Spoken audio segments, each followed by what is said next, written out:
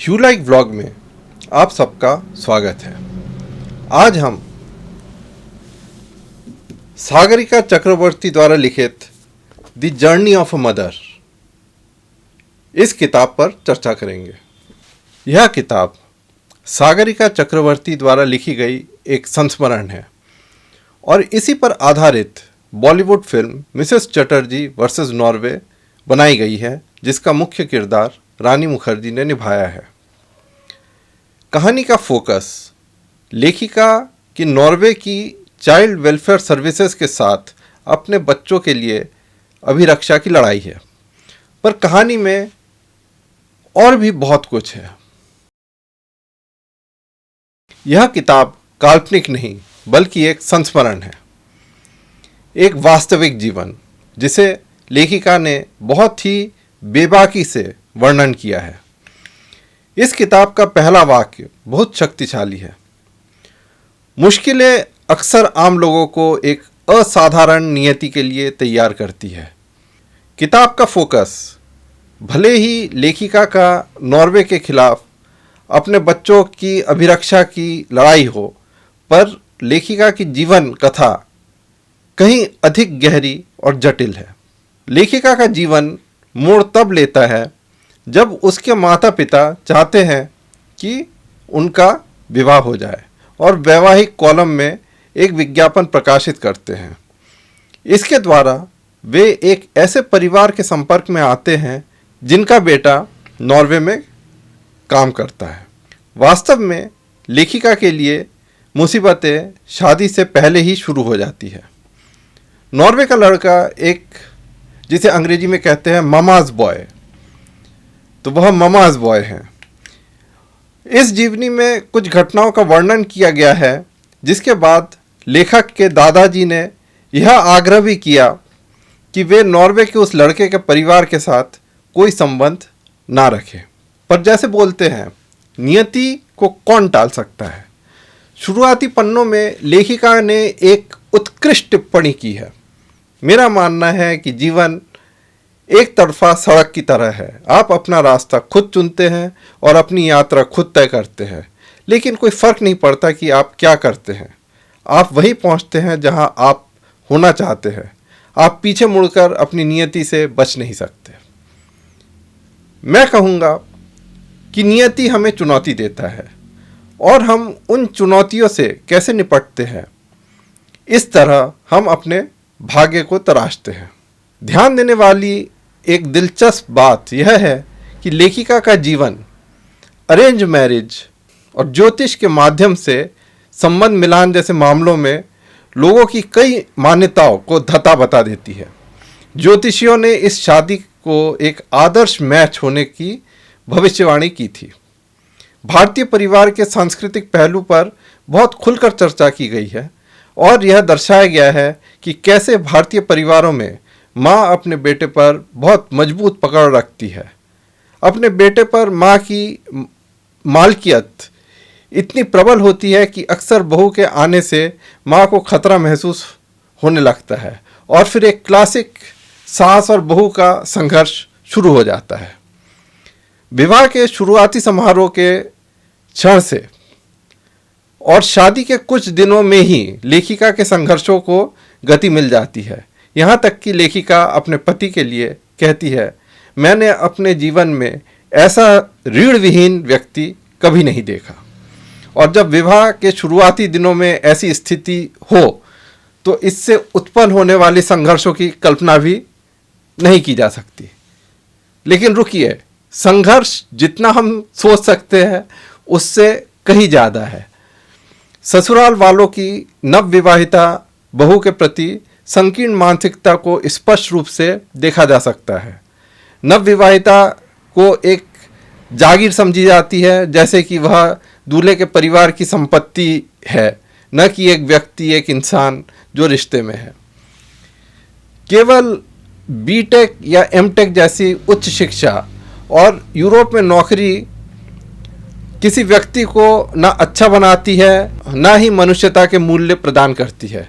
लेखिका के ससुराल पक्ष की तरफ से जहरीले पितृसत्तात्मक मूल्यों का प्रदर्शन जारी रहता है। और यह स्पष्ट रूप से दिखता है कि इस तरह के पितृसत्ता को कायम रखने में सास का भी एक महत्वपूर्ण योगदान है। भारत की तुलना में यूरोपीय देशों में बाल अधिकारों के लिए, बच्चों के अधिकारों के लिए जागरूकता और उन कानूनों का प्रवर्तन, एनफोर्समेंट बहुत सख्त है। WHO, यूनिसेफ और लैंसेट द्वारा किए गए एक संयुक्त अध्ययन में उन्होंने एक इंडेक्स विकसित किया जिसे चाइल्ड फ्लरिशिंग इंडेक्स कहा जाता है, जो कि बच्चे की भलाई के लिए मूलभूत सुविधाओं पर आधारित है। उस इंडेक्स में साल 2020 में भारत का रैंक 131, अमेरिका का 39वां और नॉर्वे उस पर 1 नंबर पर था। यानी 2020 में भी अंतर्राष्ट्रीय एजेंसियों ने नॉर्वे को बच्चों के लिए सबसे बेहतर देश माना था। यह ध्यान दिया जाना चाहिए कि नॉर्वे खुद को एक वेलफेयर स्टेट मानता है, पर एक तरह से देखा जाए तो नॉर्वे वेलफेयर स्टेट के चरम उदाहरणों में से एक है। एक वेलफेयर स्टेट का अर्थ है कि राज्य यह सोचता है कि वह जानता है कि व्यक्ति के लिए सबसे अच्छा क्या है। दूसरे शब्दों में, वेलफेयर स्टेट के एक चरम रूप में व्यक्ति भी नहीं जानता कि उसके लिए सबसे अच्छा क्या है। जमीनी स्तर में स्टेट क्या होता है? नौकरशाही। एक उदाहरण देने के लिए यदि मान लिया जाए भारतीय स्थिति में एक सरकारी शिक्षक और एक आंगनवाड़ी कार्यकर्ता को आपके बच्चे के साथ आपके संबंध का मूल्यांकन करने का कार्य सौंपा जाता है और वे कुछ दिनों के लिए आपके घर कुछ घंटों के लिए आकर बैठते हैं और रिपोर्ट देने के लिए अवलोकन करते हैं, तो वह रिपोर्ट किसके पक्ष में होगी? भारत में तो हम इसे परिवार में बेमतलब की दखलंदाजी कहेंगे और लोग शायद सड़क पर आकर विरोध भी करें। मेरी समझ में एक नौकरशाही केवल अपने और अपने आकाओं के लिए काम करती है। नौकरशाही कभी भी जनता के लिए काम नहीं करती। उनके लिए हर कागज, हर फाइल एक पावर है, शक्ति है। फाइल है तो पावर है। क्या कोई नौकरशाह साफ सुथरी रिपोर्ट देगा और अपने फाइल को गंवा बैठेगा? फाइल के बिना एक नौकरशाह शक्तिहीन है और नॉर्वे में बाल कल्याण प्रणाली भी ऐसा ही है। सिस्टम के दुरुपयोग के कई मामले इस पुस्तक में उल्लेखित है और कई और आप इंटरनेट पर पा सकते हैं। ऐसी स्थिति में जब दंपत्ति के बीच कोई अनुकूलता नहीं है तो बच्चों को पीड़ा से गुजरना पड़ता है, और जब लेखिका का पति शत्रुपूर्ण व्यवहार करता है तो कई परिणामों की भविष्यवाणी की जा सकती है। उदाहरण के लिए, जैसे कि लेखिका कहती है वह चाहती थी कि उसके बच्चों का दाखिला एक ब्रिटिश स्कूल में हो, लेकिन उसके पति ने मना कर दिया और बच्चों को नॉर्वे के सरकारी स्कूल में पढ़ने के लिए मजबूर किया, जो मुफ्त था। और वहाँ जाहिर है कि शिक्षक भी नौकरशाही का ही हिस्सा है। फिर बाद में जब बच्चों को नॉर्वे की बाल कल्याण सेवाओं द्वारा उठा लिया जाता है तो पति एक निजी वकील की सेवा लेने से इनकार कर देता है और राज्य द्वारा प्रदान किए गए वकील से काम चलाता है। स्थिति बद से बदतर होती चली जाती है। जैसे कहा जाता है, आ बैल मुझे मार। ठीक ऐसा ही हुआ और पति का हर बुरा फैसला लेखिका के लिए अपने बच्चों को पाने का और अधिक जटिल स्थिति बनाता गया। पुस्तक में मैंने एक पहलू यह भी देखा कि लेखिका नॉर्वे में अपने पति का बचाव करती है, जबकि पति वहाँ भी उसे अपमान करता रहता है। यह एक टॉक्सिक बंधन या यहाँ तक कि स्टॉकहोम सिंड्रोम जैसा मामला लग रहा था पढ़ने पर। कहने की आवश्यकता नहीं है कि भारतीय नारी बाहरी लोगों के सामने अपने परिवार के सम्मान को बनाए रखने की कोशिश कर रही थी, और यह सब जब लेखिका कहती है कि उनका पति पीटता था, यहाँ तक कि उसके पेट पर लात भी मारा था। अगर आपने सोचा कि स्थिति सबसे निचले पायदान पर पहुँच गई है तो कहानी में आगे और भी लेखिका के लिए स्थिति खराब होती जाती है। जब बच्चों को नॉर्वे की चाइल्ड वेलफेयर सर्विस उठाकर ले जाती है और लेखिका के माता पिता भारत में अपने संपर्कों को सक्रिय करते हैं और बच्चों को अवैध रूप से ले जाने का विरोध करते हैं और भारत के विभिन्न राजनीतिक दलों के शीर्ष नेता भी इसमें शामिल हो जाते हैं। यहाँ तक कि देश के प्रधानमंत्री भी नॉर्वे में के अपने समकक्ष के साथ बात करते हैं। पर लेखिका का पति और ससुराल पक्ष नॉर्वे की बाल कल्याण सेवा के पक्ष में बात करते हैं और यहाँ तक चाहते हैं कि बच्चे नॉर्वे में 18 साल की उम्र तक फॉस्टर पेरेंट्स के साथ रहे। यह चीज़ बिल्कुल समझ में नहीं आती है कि कैसे कोई बाप या दादा दादी चाहेगा कि उनका बच्चा जो है अपने माँ से अलग रहे और एक विदेशी किसी परिवार के साथ 18 साल की उम्र तक रहे। यह स्पष्ट रूप से सामने आता है कि एक महिला के लिए स्थिति कितनी जटिल हो सकती है जब पति और ससुराल वाले उसके खिलाफ काम कर रहे हो।